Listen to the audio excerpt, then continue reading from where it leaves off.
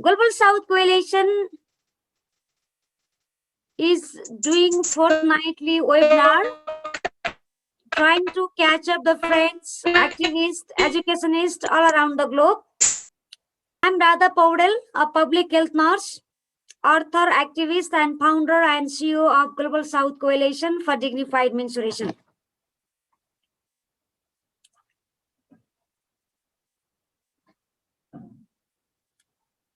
Let me continue the discussion. What I'm talking about the Global South Coalition.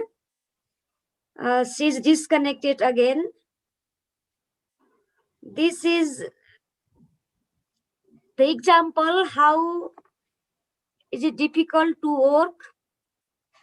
Recorded, it is already Facebook Live. We will edit it. It is not easy. It is not easy to work in the remote areas or where there is no technically very sound, technically privileged. So it's okay. We do understand. Namaste, namaste, and bonjour. Good evening from Kathmandu, Nepal. And good afternoon for the friends who are from watching from Cameroon. Adah, could you explain, could you introduce yourself, who you are?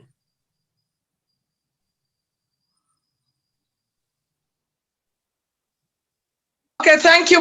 Wonderful opportunity for me to be able to introduce myself and talk about issues that concern women and girls. My name's Adah Mbah. I am the Executive Director of Mother of Hope, and I'm also the coordinator of the Women's Peace Builders Network in Cameroon. Mother of Hope is an organization that works with women and young people in areas of education, sexual reproductive health, human rights, peace building, and also we promote inclusive development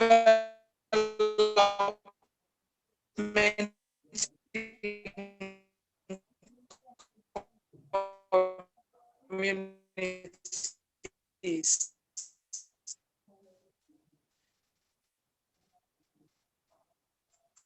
Yeah, continue. It is this. Mother of Hope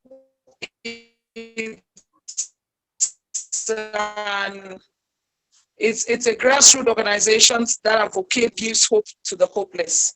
We've been existing for the actions in terms of empowering education, human rights, and also peace building. So again, I have been able to acquire in the domains that I work, empowering the woman and the young girl in education on the sexual and reproductive health of young people and young girls, especially adolescents, in terms of promoting their health and information on menstruation. I have also been able, with my team, to work on issues on peace building and also engaging more women on issues on meat and the propagation of peace in the conflict regions of the Northwest and Southwest where I live.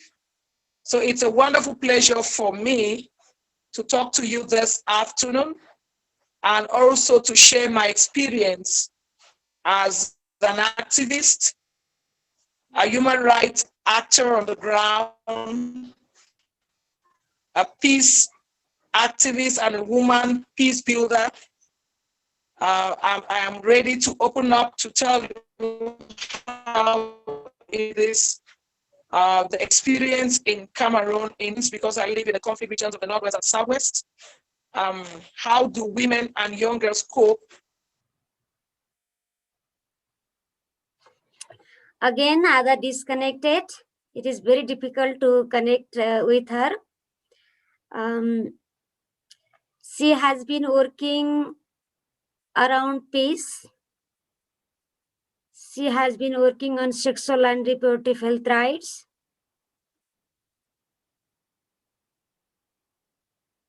Actually,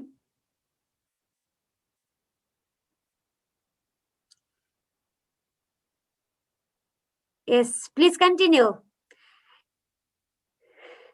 Please unmute.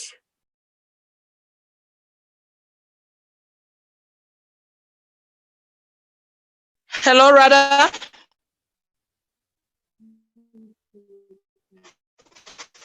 Yes, thank you. Thank you, Adah. Hello. You are, yes, thank you. You are brave woman. Okay, can you get me? Yeah, I get you. Congratulations for the all work what you have been doing. I really happy, really honored to meet you, to invite you in a talk session. I also congratulate to your team members who support you, who are standing with you. It's really, really great you having you. Because of the internet, Thank you. I do not like to go the long question answer as we planned. I want to directly go to the issue of the dignified menstruation. You said you are the humanitarian worker. You said you are the peace builder. You said you have been working around sexual and reproductive health rights among the girls and women in Cameroon. Do you see any specific issues, specific stigma, taboo, restrictions during the menstruation in Cameroon or the Central Africa or at your region? What kind of menstrual issues girls and women are facing nowadays?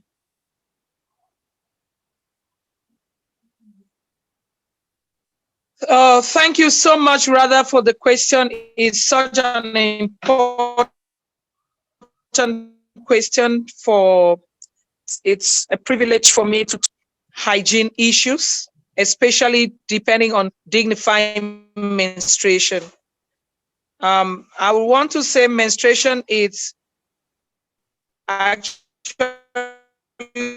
a phenomenon that common women and girls, and in Cameroon, it's not Africa. But we do not have fixed taboos in terms of menstruation. Only when you find yourself in between the cultures. There are some cultures that do not allow women who menstruate to be able to meet the funds or go to the palaces to carry out certain activities because they are menstruating. In some other cultures, especially in the Northwest region where I hail, you just cannot be able to meet local funds. Go to the palaces when you are menstruating. There are certain areas you will not be allowed to get into. Again, you will not be allowed to serve food to some people who come around because they tell you if you're on your period, do not come to this area. So certain cultures are also a taboo when it comes to menstruation because it limits the rights of women in terms of movement, in terms of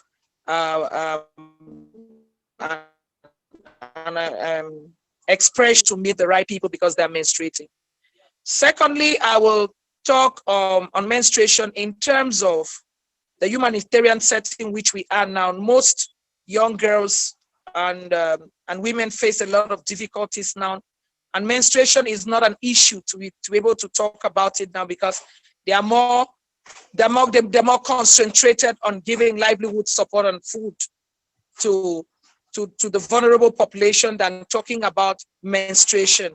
So when you talk about menstruation, it is not a topic in the homes, and no one takes real consideration in knowing that the young girls and the women who menstruate, who are menstruating, need attention.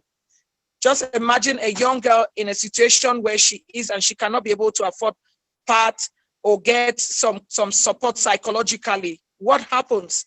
That girl is going to get in real frustration.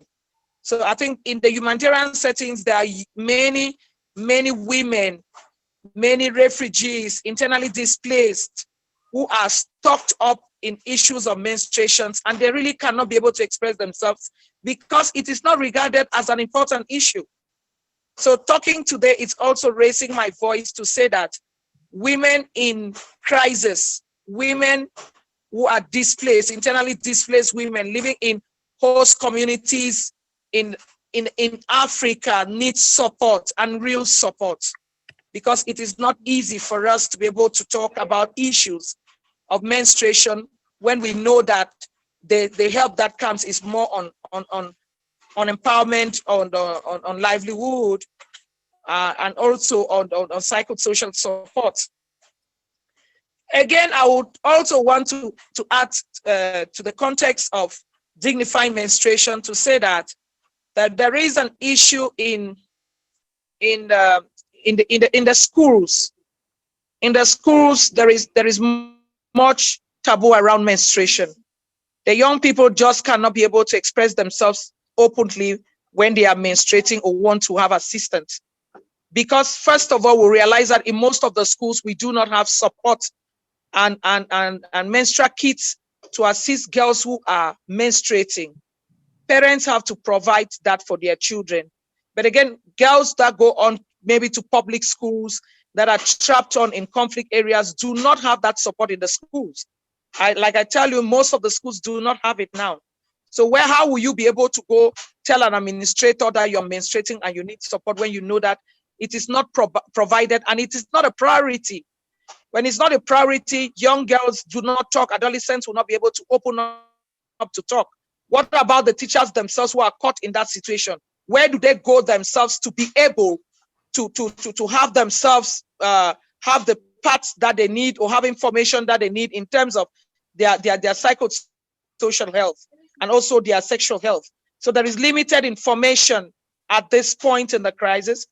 And the fact that we're also experiencing many schools that are burnt, there is overpopulation, and it is not a primary priority in terms of the provisions that are put in place. I also even want to share with you in situations of the issues of girls not having accessible toilets. How do you talk about menstruation without portable toilets in schools? Even in communities, where do women dispose their sanitary use parts? How do they even go to have themselves changed and get themselves cleaned up when there are no toilets at all? If you move in most of the public schools, you will realize that they have issues of toilets. We do not have most of the times public toilets when we are traveling, maybe in the long cities. The toilets do not have accessible places for women to be able to dispose their sanitary towels. So it becomes difficult for women to manage their sexuality and in terms manage their menstrual health. Most of the schools do not have runnable water. How do you manage menstruation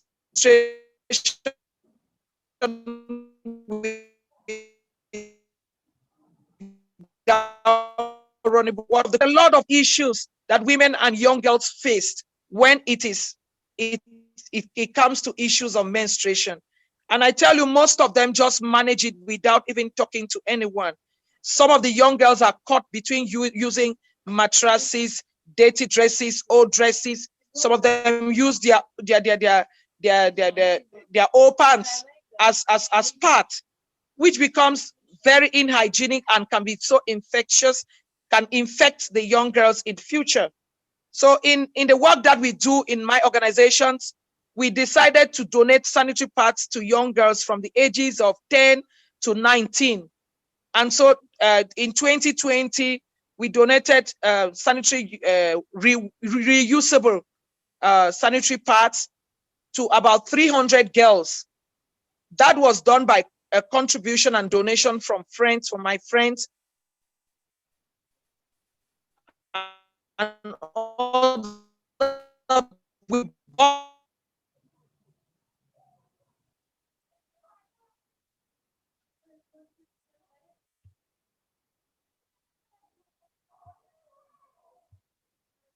so we distributed the parts and then shared the information about menstruation to the children. You realize that in the crisis regions, there is a high rate of rape. There's also the high rate of less information on the health of women. So it becomes totally difficult for women in Cameroon and also in Africa to manage it, especially women that are found in crisis region. I hope, Radha, I have answered your question.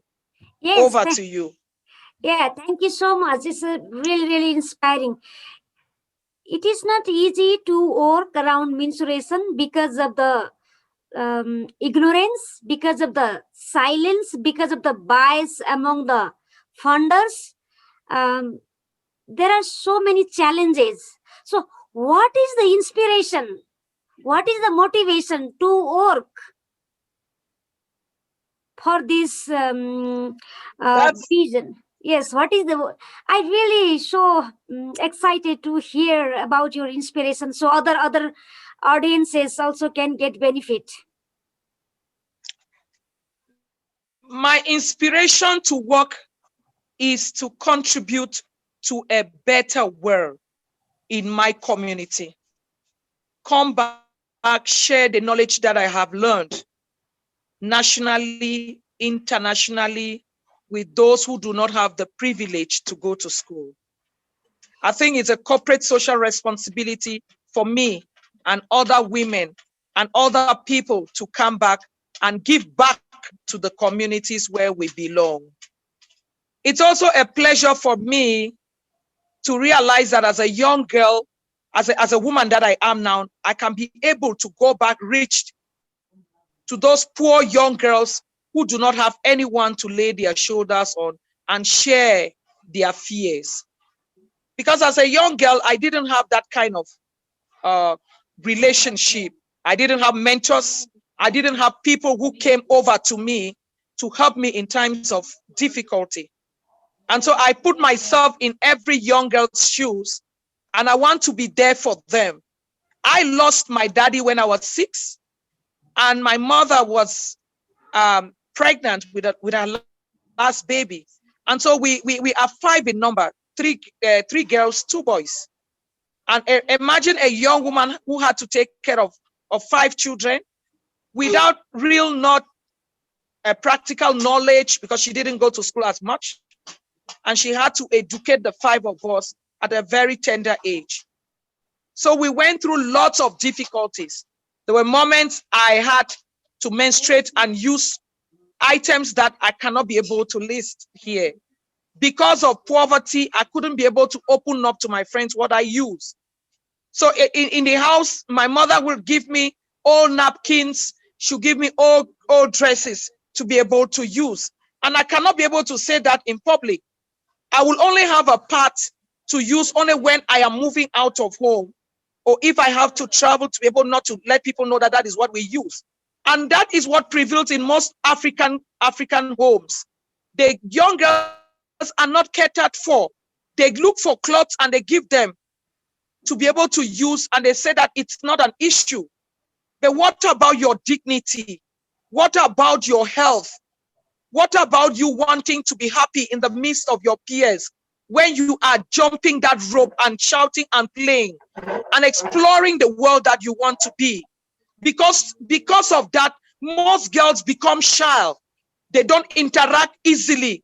You go to the background, you're afraid that if I do something, I may stain myself, or the item that is beneath me may fall and people may see it.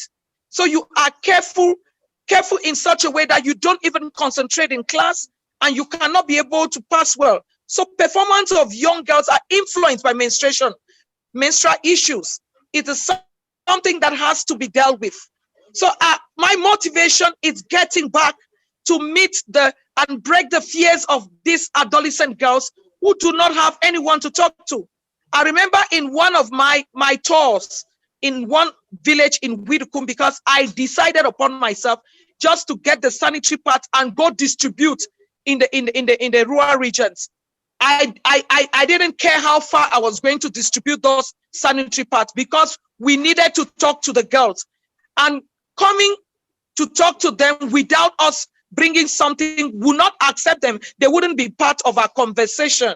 So creating safe space for adolescents pushed me in wanting to assist, pushed me in wanting to find out portable solutions that could be able to be given to underprivileged girls. So I and my team decided to donate sanitary pads in rural communities, very deep rural communities.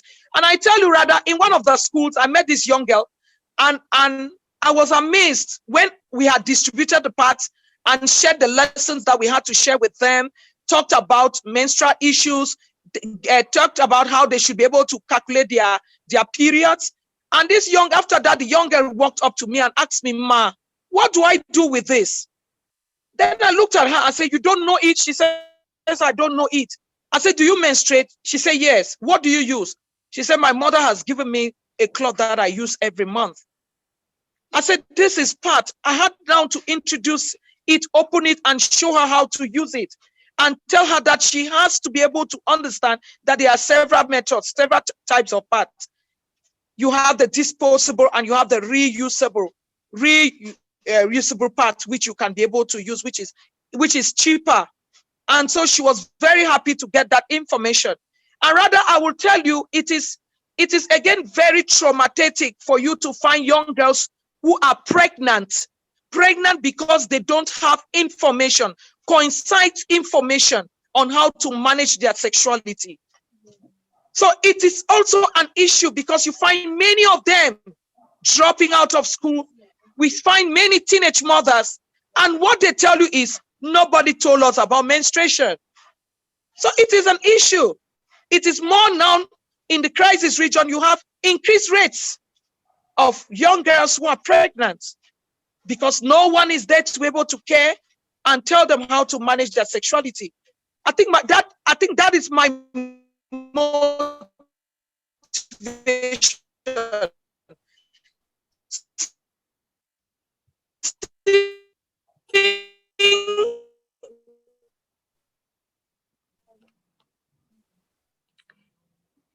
Thank you, Adah. A young girl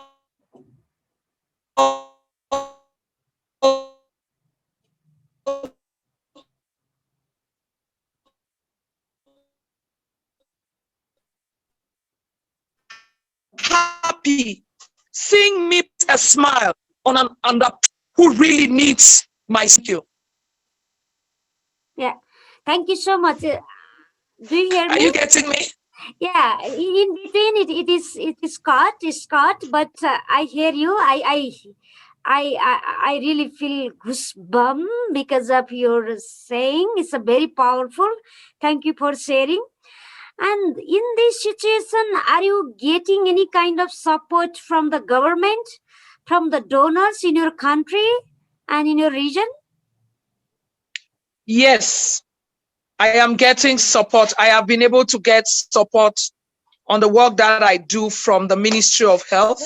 Wow. That actually donated, gave us a seed grant to carry out sensitization on sexual reproductive health.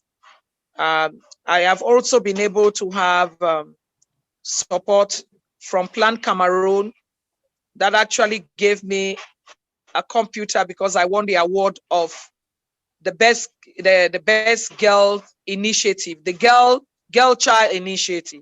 Congratulations. That award I won that award in 2018. Plan Cameroon actually recognized my work with the Ministry of Women's Empowerment and the Family. Again, I am getting support from friends, from relatives who actually come in to donate reusable parts, which are now shared to vulnerable girls in communities. But again, we haven't been able to have a broad base of support per se from other donors. We've also had support, human support from our volunteers who are young girls, who are peer educators, who move in the schools, who move in the communities to educate their peers on issues on menstruation and on issue on body rights. So that is the support that I have been able to have this far. Wow. Wow. But see, you said this kind of support is not enough to address the such depth level of the issues, not only around the gender-based violence or SRHR or menstruation. It's a very complicated. overlapping, interconnecting each other, and it is very complex. Unless and until we do not talk about the menstruation, we do not talk about the uterus, the girls cannot decide about their sexuality, whether they are safe or not, whether they are ready to have marriage or not. So the deep level of silence and ignorance about the menstruation is a key barrier for achieving peace, empowerment, or SDG. And we all talk about the leaving no one behind everywhere, but the people who are working, the organization who are working in the grassroots level in a crisis center, they are still not getting the enough support. So this is the one way of creating the pressure or lobbying, advocating to get the support, financial support, moral support, who are really working in the grassroots level like you. And I really salute you, your team. It's really, really inspiring. Are you taking data for talking with me? Or can we go longer or we can stop right now? I will be fine either way.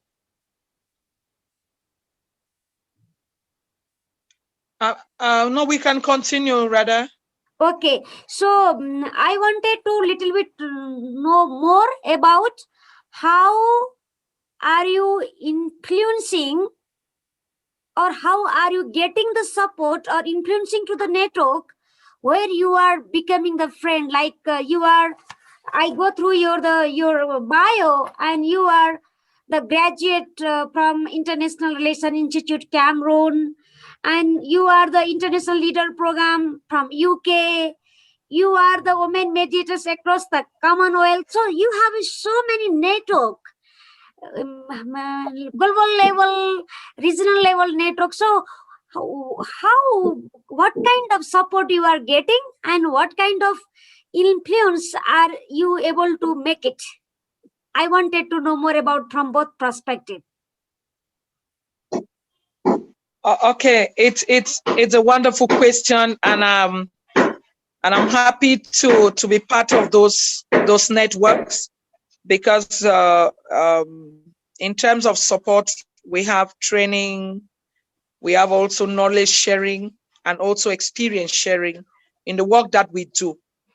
And the various networks are basically on issues. They have different thematics. The women's mediators across the Commonwealth is basically on issues on women's engagement in peace building issues, especially engaging more on women in terms of enhancing mediation mechanisms. And in that network, I've gotten support to be able to establish a feminist women's network that is basically to enhance knowledge and intensify knowledge on mediation, to be able to increase the number of women participation in mediation processes in Cameroon.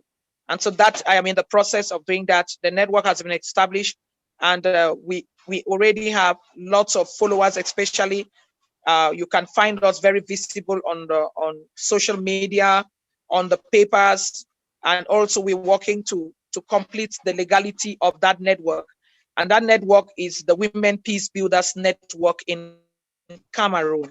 So I am very grateful to the women mediators. You can't be able to talk on women's issues without talking about women, peace, and security. Without that, we wouldn't be able to talk about issues of human rights. I think they are all interrelated, and it is one of our thematic work, because Mother of Hope has as goal to be able to promote peace and security. So in my network of the International Leadership Program, it's a network that is basically on experience sharing and also networking with like-minded individuals that work in issues that we do. I had the opportunity to go to the UK, and I was exposed to lots of organizations and industries. And what I acquired from there was that it is important for us to collaborate and move on innovative ideas that are sustainable for the growth and the resilience in the communities where we live. And in that, I am still finding grounds to find organizations that can be able to collaborate with me to work to push up the agenda that we have on our table. It's a broader platform where we get more of consultancy, that projects being sponsored by people. On the platform which I have with the Cody International as a global women fellow, I'm very part of that platform, and it's basically on enhancing women's leadership in everything that we do. I think that the Cody Institute is a great institution, and it has been able to embed in me the leadership that you find in me. So I learned the feminist leadership and approach into leadership, and also in gaining the grounds in movement building. I think from the training which I had in Cody, it gave me a deeper knowledge in carrying out the non-violence movement, which I actually led in 2018. I actually led the first sit-down lamentation in my region, calling for women's participation and also for the men to understand that the children they are killing are all women's children. So we wanted more women to engage in peace processes, especially in Cameroon, and to talk and speak out and break the silence that was. Wow. And so I led it with a couple of about 300 organizations, and we raised our voices, and that has influenced so many women organizations, and networks are now growing. And even yesterday, I think I was so amazed to read the network of MAFOs. MAFOs are women of funds. Funds are the chiefs, the local community leaders' wives, who are now also engaging in a network to advocate for peace. That movement, and I've shared it also on Facebook. So we had to be able to encourage all women networks advocating for peace on the ground, because our sole agenda it's only to talk about peace and build a world that is free from violence. We realize that with the coming of the COVID pandemic, and also with the crisis that exists in most areas in Africa, there is an increased rate of GBV, gender-based violence. And lots of our young girls are raped and are becoming teenage mothers, and also most of them are traumatized. So there is issue of engaging more women in actions so that they can be able to empower in their various corners. You can begin to empower in the home, in the communities, in the schools, in the churches. We just want to feel and see women taking the front and taking the actions and adding their voices where they have not been able to add their voices. It's important for women not to be on the menu any longer, but to be on the table to take the decisions that concern them. So we are all concerned, I think, as a grassroots leader, because I am a grassroots leader and a mentor for many women. I think it is important for us to include the voices of women at the local level. It should be a bottom-top approach and not more a top-bottom approach. If we really want to see more work be done, we realize that women can become better solutions. Like the acronym of leaving no one behind. No one is supposed to be left. And it's all going to be inclusive, because people with disability, the old, and those who are vulnerable, refugees and immigrants are all part of the process. No one is going to be left, because it is our duty and commitment as activists, as educationists, as women leaders, to be able to do the transformation that we want in building resilient communities for sustainable development. I think, Radha, I will tell you, I am indeed very passionate in all the networks that I found myself, and I think I learned so much. And again, we share knowledge, We work with other organizations in collaboration and also with government in collaborations, and we share our reports to see how much we can be able to do our best in creating safe space and also security for the women. Because it's not also easy for women to go into these arenas, in these spaces, without being sure of what kind of security they have, and if and only their families are secured for them to add their voices on issues that concern them. I think at this level, I will want to stop and give you the floor for the next question. Thank you so much for sharing. It's really powerful. And we also feel the same. That is why we started the Global South Coalition for Dignified Menstruation. Usually, the voices from the Global South are not heard, often misused or misinterpreted or assumed. That is why we started the Global South Coalition for Dignified Menstruation. It is a global network to bring the people from Global South and the Global North to leverage the resources to advocacy on dignity of menstruators, peace, SDG, empowerment, and human rights. I want to ask any message to the young women leaders from you, because Yes, I am extremely very happy to pass a message to everyone that is listening to us, a message to young people, to young leaders, to young women, to men who are the he for she who are joining us in our actions. We recognize you and we hail you for supporting the actions of women and wanting to see women prevailed in the space of inequality. It's a new thing. We have a generational equality plan that has been put in place where we want to see everyone inclusive. I just want to tell you that you are the best person your world will ever want. I want to tell you, you keep riding up, even if you have nails on the ground. Don't just worry, just go on those nails and you will realize that before you finish your track, you will not be wounded. Because those people you are going to be able to serve in those difficult communities, in those difficult moments, in those difficult situations are going to protect you. They are going to hail the work that you do, and they are going to be part of the journey of empowerment that you have taken. I am encouraging someone somewhere, that young person who thinks that life is so impossible, that young woman who does not have the opportunity to be able to have sanitary pads, to be able to talk about their health, to be able to have the fullness that they want, that there is still hope in the dark.